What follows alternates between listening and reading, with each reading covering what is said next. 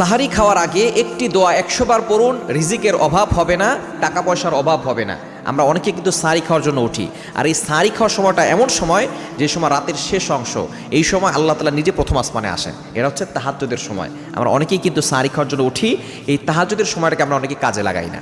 মুয়াজ্জিন 5 বেলা ডাকে, হাইয়া আলাস সালাহ, হাইয়া আলাল ফালাহ, কাম টু দ্য সাকসেস, সফলতার দিকে আসো, কল্যাণের দিকে আসো। কিন্তু এমন একটা সময় আসে যে সময় আল্লাহ তাআলা নিজে প্রথম আসমানে এসে বান্দাদেরকে ডাকতে থাকেন, বান্দারা কার কি লাগবে আমি আল্লাহর কাছে বলো। রিজিকের অভাব আছে, আমি আল্লাহর কাছে বলো অভাব দূর করে দিব। কষ্টে পড়ে গেছো, আমি আল্লাহর কাছে বলো কষ্ট দূর করে দিব। বিপদে পড়ে গেছো, আমি আল্লাহর কাছে বলো বিপদ দূর করে দিব।